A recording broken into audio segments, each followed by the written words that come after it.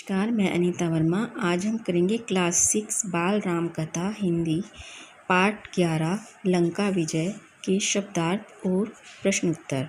शब्दार्थ: कूच करना, आगे बढ़ना, दुर्बल, कमजोर, कोलाहल, शोर, रणनीति, युद्ध करने का ढंग, तंबू, शामियाना, हताश, निराश, जिसमें आशा न हो, पताकाएं, झंडियाँ, लंकाधिराज, लंका के राजा, संकेत, चिन्ह, निशानी, शुभचिंतक, भला चाहने वाला, सभागार, सभा के लिए स्थान, सभा भवन, शिविर, कैंप, कातरता, बेचैनी,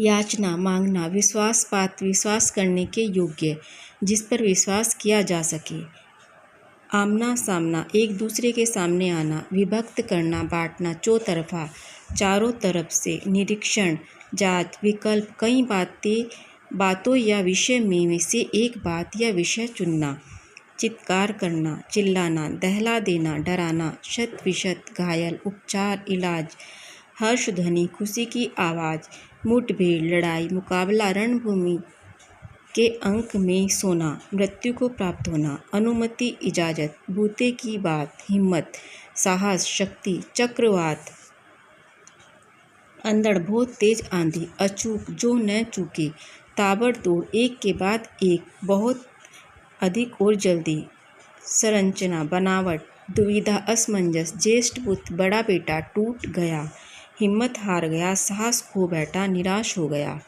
शस्त्रागार, शस्त्र भंडार, शस्त्र रखने का स्थान, काम तमाम करना, जान से मार डालना, अभेद्य, जिसे तोड़ा ना जा सके, देशद्रोह, देश हित के विरुद्ध कार्य, विश्वासघात, धोखा देना, विश्वास तोड़ना, रिसाव, बहाव, कौन, चमक, एक रत्ती पीछे खिसकना, थोड़ा सा पीछे हटना, महासंग्राम, महायुद्ध, अभियान, आक्रमण, चढ़ाई, टंकार, आवाज, तुमुल, नाद, सेना का शोर, सर्वव्याप्त, हर स्थान पर फैली हुई, अंत्येष्टि, अंतिम संस्कार, शव को जलाने या मिट्टी में गाड़ने आदि की क्रिया, अनुरूप, के समान, राज्याभिषेक, राज तिलक, राजा बनाने की क्रिया, स्वर्ण कलश, सोने का घड़ा, जड़ा हुआ, चूहल करना, मस्ती करना, हंसना खेलना, उत्सुकता, प्रबल इच्छा, किसी कार्य के लिए बिना विलंब। प्रश्न उत्तर। प्रश्न नंबर 1, राम की वानर सेना ने लंका की ओर किस प्रकार कूच किया? उत्तर, राम की वानर सेना किष्किंधा से दहाड़ती, गरजती, किलकारियाँ भरती हुई रवाना हुई। राम, लक्ष्मण और सुग्रीव की जयकार से आकाश गूंज उठा। लाखों वानर कोलाहल मचाते तथा पेड़ पहाड़ों को रोनते हुए चल रहे थे। इनका नेतृत्व नल कर रहे थे। वह सुग्रीव के सेनापति थे। जामवंत और हनुमान सेना के पीछे चल रहे थे। यह सेना की रणनीति का हिस्सा था। महेंद्र पर्वत पर सेना ने डेरा डाला। प्रश्न नंबर 2, रावण ने विभीषण को राज्य से क्यों निकाल दिया? उसके बाद विभीषण ने क्या किया? उत्तर, विभीषण ने रावण को समझाने का बहुत प्रयास किया कि राम से युद्ध न किया जाए। सीता को वापस लौटा देने में ही सबकी कुशलता है। इसे छोटी बात नहीं समझना चाहिए। यह महाविनाश का संकेत है। सीता को लौटा देने पर लंका बच जाएगी। विभीषण की बात सुन रावण क्रोध से भड़क उठा। उसने विभीषण से कहा, तुम भाई नहीं शत्रु हो। मुझे तुम्हारी सहायता की आवश्यकता नहीं है। यह कहकर रावण ने उसे अपने राज्य से चले जाने का निर्देश दिया। रावण द्वारा अपमानित किए जाने पर विभीषण अपने 4 सहायकों के साथ राम के शिविर से उनसे मित्रता करने चला गया। प्रश्न नंबर 3, राम ने विभीषण को क्यों स्वीकार किया तथा इसका क्या परिणाम हुआ? राम ने विभीषण को स्वीकार किया क्योंकि वह शरण में आए व्यक्ति को निराश नहीं करते थे।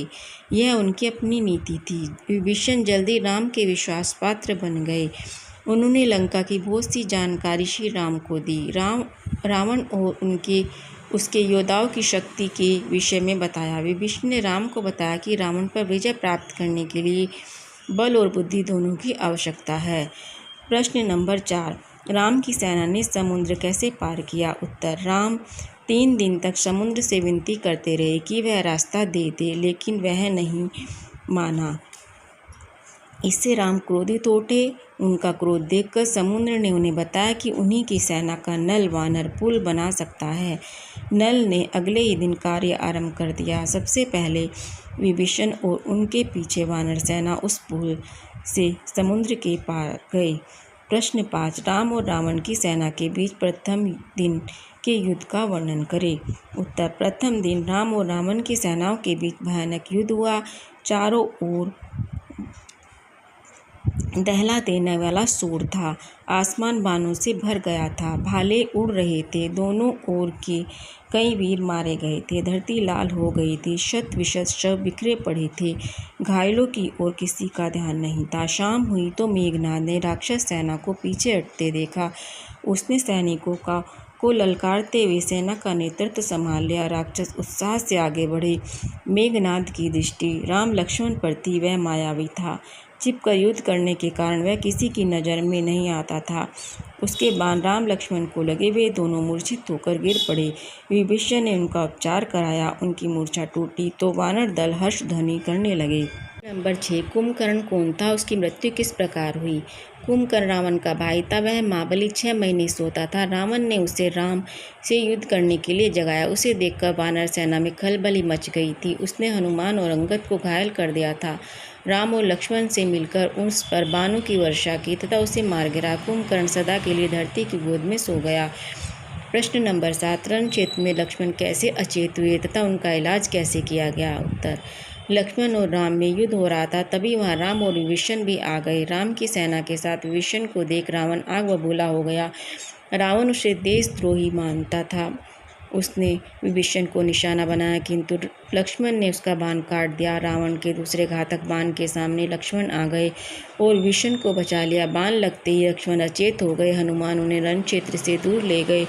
हनुमान संजीवनी बूटी लाए, जिसके चमत्कारी प्रभाव में वैद्य सुषेण की राय से लक्ष्मण शीघ्र ठीक हो गए। प्रश्न नंबर 8, राम और रावण के बीच हुए युद्ध का वर्णन अपने शब्दों में कीजिए। राम और रावण की युद्ध बहुत भयानक था। शस्त्रों की गति बहुत तेज थी। उनसे बहुत तेज आवाज़ें निकल रही थी। सूरज भी बादलों के पीछे छिप गया था। शस्त्र बिजली की तरह चमक रहे थे। दोनों योद्धाओं में पूरी ताकत के साथ लड़ाई हो रही थी। कोई भी योद्धा रत्ती भर भी पीछे हटने को तैयार नहीं था। इस बीच रावण के एक बाण से राम के रथ की ध्वजा कट कर गिर पड़ी। राम ने प्रहार किया। बाण रावण के मस्तक पर लगा। रक्त की धारा बहने लगी। रावण अपने महल में चला गया। थोड़ी देर बाद राम और रावण में फिर युद्ध शुरू हो गया। राम के बाणों ने रावण के रथ का मुख मोड़ दिया। वह हिम्मत हार गया। अंततः राम के एक बाण ने उसका काम तमाम कर दिया। ये थी क्लास 6 बाल राम कथा पार्ट 11 के शब्दार्थ और प्रश्न उत्तर। अगर आपको ये वीडियो पसंद आई तो प्लीज़ वीडियो को लाइक शेयर कीजिए। अगर आप चैनल पर नए हैं और इसी तरह की और वीडियोस देखना चाहते हैं तो चैनल को सब्सक्राइब कीजिए। Thanks for watching.